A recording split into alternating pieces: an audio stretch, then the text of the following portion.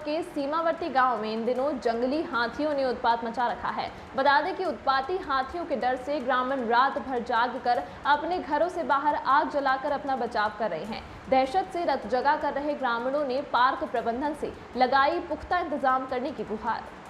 विदित हो कि जंगली हाथियों के दल के द्वारा अभी बीते दिनों ग्राम गोलू बाबा में घुसकर ग्रामीणों के घरों को नष्ट कर उनकी घरेलू सामग्री को भी तहस नहस कर दिया गया था और वहां पर पड़ा हुआ अनाज इत्यादि सब कुछ चट कर गए थे और बाकी चीजों को अपने पैरों तले कुचलकर बर्बाद कर दिया था।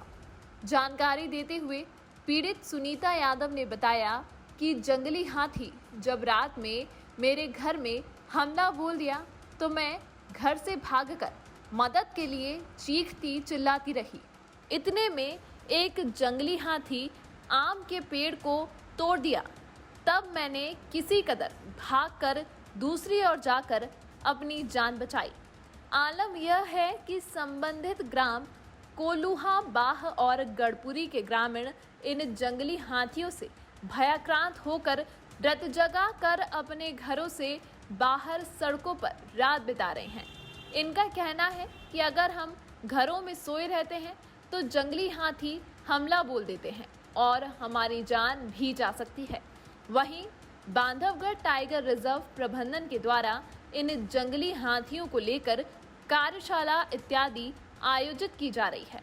हाथी कार्य डोर एरिया के ग्रामों में हाथी मित्र दल का गठन भी किया गया है, लेकिन इतने सब के बाद भी नतीजा सिफर निकल रहा है। ग्रामीणों का आरोप है कि पार्क प्रबंधन द्वारा इन जंगली हाथियों की रोकथाम हेतु किए गए उपाय नाकाफी हैं और उनका जीना मुहाल हो गया है। वे असुरक्षित महसूस कर रहे हैं। वहीं इस बाबत जिले के कलेक्टर श्री संजीव श्रीवास्तव ने बताया कि जंगली हाथी जो कि छत्तीसगढ़ से बांधवगढ़ आ गए थे, उनके द्वारा कभी कभी उत्पात मचाकर ग्रामीणों की नुकसानी की जाती है। वहीं ऐसी स्थिति में जनहानि होने पर मुआवजे का प्रावधान है और पार्क प्रबंधन भीम जंगली हाथियों के प्रबंधन की दिशा में नित नए उपाय कर रहा है और संबंधित हाथी प्रभावित गांव का विस्थापन भी किया जाना है, जिसके बाद ही यह समस्या हल हो पाएगी।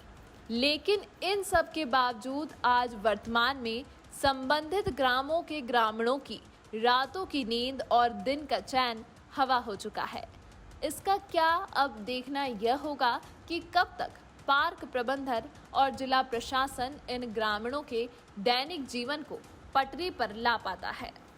अब 2 बजे की रात की समय रहे, कोई नहीं उठ पाए, नहीं सुन पाए, तो मेरी आवाज सुन के हाथी उस तरफ से दौड़ा, आमा की पेड़ गिराया, सामने से आमा के पेड़ गिराया, आमा के पेड़ गिरा के फ्रंट से आके मेरी दीवार तोड़ दिया। अब जब दीवार तोड़ दिया तो मैं तो घर छोड़ के और गेट खोल के अब रोड में भाग गया 2 बजे रात। उधर से चाहिए मेरे को शेर पाए, चाहिए और हाथी पा जाए तो मैं खा डाले।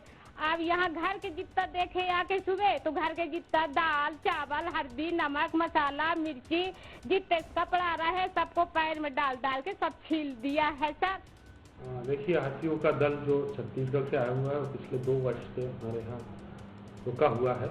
इसके द्वारा समय समय पर इस प्रकार के नुकसान किए जाते हैं और नुकसान के संबंध में घर का नुकसान या फसल के नुकसान का इनको निर्धारित राशि का मुआवजा दिया जाता है।